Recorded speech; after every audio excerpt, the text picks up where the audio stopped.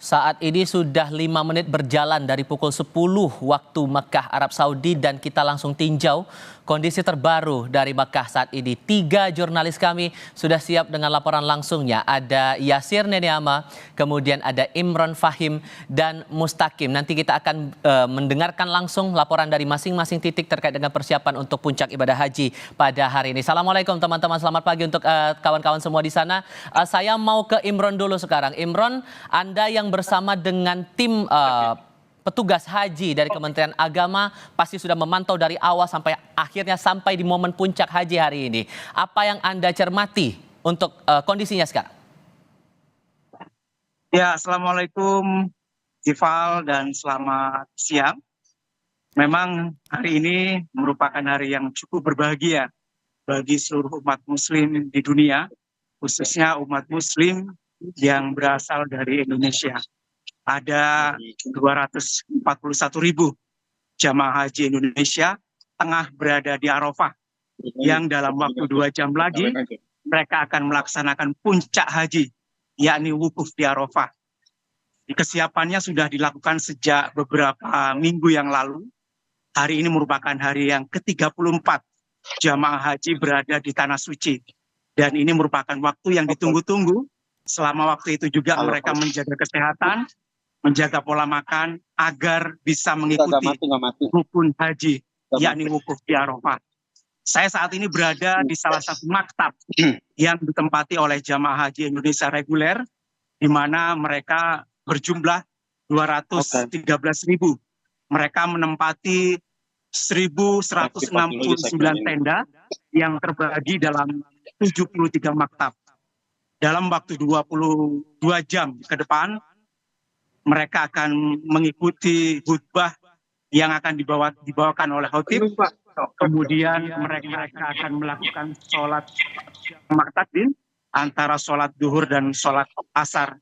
Rangkaian ibadah ini mengawali ibadah puncak haji yakni wukuf di Arafah. Setelah melakukan sholat nanti, mereka akan bersama-sama mendekatkan diri kepada Tuhan Yang Maha Esa dengan memperbanyak dzikir, lalu melantunkan doa-doa yang selama ini menjadi harapan mereka, menjadi impian mereka untuk tiba di Tanah Suci. Dan ini merupakan hari yang cukup berbahagia pula bagi para petugas haji, karena di fase yang awal ini mereka bisa mengantarkan ratusan ribu jamaah yang awalnya tinggal di Mekah di sekitar 170 hotel, kini mereka berhasil didorong menempati di tenda-tenda Arafah. Mudah-mudahan proses wukuf di Arafah ini berjalan lancar hingga nanti sore hari menjelang waktu terbenamnya matahari. Untuk wukuf di Arafah sendiri akan dimulai saat ba'dal jawal atau tergelincirnya matahari, yakni masuknya waktu duhur. Nanti jamaah haji diminta untuk lebih banyak melakukan ibadah di dalam tenda, mengingat cuaca di luar cukup ekstrim, di mana suhu udara diperkirakan mencapai 40 derajat Celcius. Bagi jamaah yang terpaksa berada di luar, diharapkan tetap membawa peralatan alat pelindung diri seperti payung, kemudian masker, dan juga kacamata. Jangan lupa pula membawa alat penyemprot air untuk mendinginkan kulit agar tidak terlalu panas ketika terpapar sengatan matahari. Karena sejauh ini banyak jamaah haji yang terserang serangan panas atau overheat hingga kemudian jatuh pingsan. Ini perlu diantisipasi oleh jamaah haji dan juga oleh petugas untuk selalu mengingatkan jamaah menjaga kesehatan dan keselamatannya. Demikian yang dapat kami laporkan dari Makkah Arafah, Arab Saudi. Kembali ke Anda di studio, Ifal.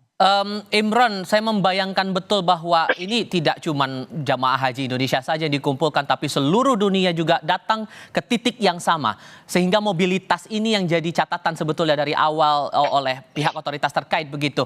Saya mau memastikan dulu apakah seluruh jamaah haji kita sudah terkonsentrasi didorong menuju Arafah untuk saat ini?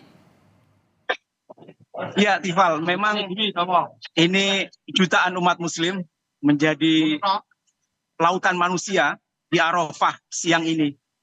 Mereka berkumpul menuju atau menunggu ke puncak haji.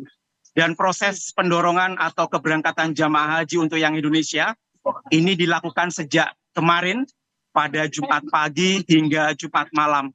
Dan pada pukul 11 malam jamaah haji sudah terangkut semua atau sudah diberangkatkan semua ke area Arafah, yakni tempat wukuf di Arafah yang berada tidak jauh dari kota Mekah. Dan sejauh ini kondisi jamaah seluruhnya dalam kondisi baik, sehat, dan mereka bersiap untuk menyambut puncak haji, yakni wukuf di Arafah. Namun memang ada beberapa yang tidak bisa bersama dengan kita karena takdir mereka harus wafat, meninggal dunia. Ada sekitar 118 orang meninggal dunia sebelum pada tanggal 9 Dzulhijjah. Untuk orang-orang yang wafat dan meninggal dunia ini akan dibadal hajikan oleh petugas haji. Ada sekitar 300 petugas haji yang akan membadal hajikan untuk para jamaah haji yang wafat.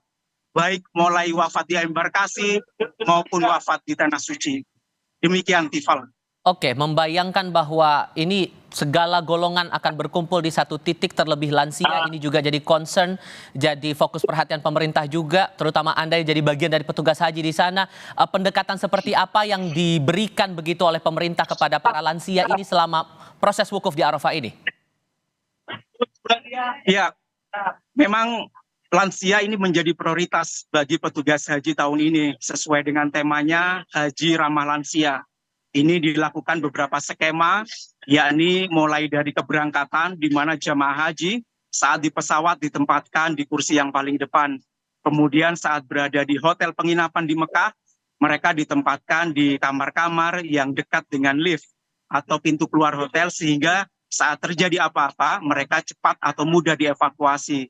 Demikian juga dalam prosesi ritual haji untuk jamaah haji lansia ini mendapatkan skema rukhsah atau keringanan selama menjalankan ibadah haji. Ada sejumlah skema rukhsah atau keringanan yang telah disiapkan untuk jamaah haji lansia, jamaah haji disabilitas, maupun jamaah resiko tinggi. Salah satunya yakni skema murur. Skema murur ini baru diterapkan tahun ini. Skema murur merupakan skema di mana jamaah haji lansia, disabilitas, dan resiko tinggi tidak perlu bermalam atau singgah di Musdalifah. Jamaah haji cukup melintas saja saat tiba di Musdalifah, lalu melanjutkan langsung perjalanannya ke Mina. Hal ini untuk menghindari kepadatan jamaah haji di Musdalifah yang bisa memakan korban. Jadi gue live sekarang atau kapan? Keselamatan. Selain itu juga ada skema lain, yakni safari wukuf, di mana pada hari ini ada 300 jamaah haji lansia dan disabilitas non-mandiri, serta jamaah haji sakit. Ini disafari wukufkan, dinaikkan ke dalam bus, kemudian mereka mengikuti puncak wukuf di atas kendaraan tanpa turun ke tenda-tenda. Mereka hanya melakukan wukuf pada waktu sampai pukul 2 siang waktu Arab Saudi. Selanjutnya mereka akan dibawa kembali ke hotel transit maupun di klinik kesehatan. Untuk ritual haji lainnya seperti ritual rukun haji seperti tawaf ifadah maupun juga sa'i nantinya akan dibadalkan. Termasuk juga ritual wajib haji yakni lempar jumroh akan dibadalkan bagi jamaah yang safari wukuf. Tifal. Itu gambaran dari satu titik, nanti kita akan juga tinjau lagi ke titik yang lain. Tapi untuk sementara Imran Fahim, terima kasih untuk laporan Anda saat ini. Kita juga masih memantau perkembangan terbaru dari Arafah yang saat ini masih terus dipadati oleh para jamaah haji yang akan melaksanakan puncak haji hari ini 9 Zulhijjah 1445 Hijriah. Ada 2 titik lagi saudara yang bakal kami tinjau nanti untuk melihat keadaan para jamaah dan detik-detik menuju ibadah wukuf di Arafah saat ini masuk ke dalam puncak pelaksanaan ibadah haji 1445 Hijriah. Kami akan segera kembali, pastikan tetap di Kompas TV.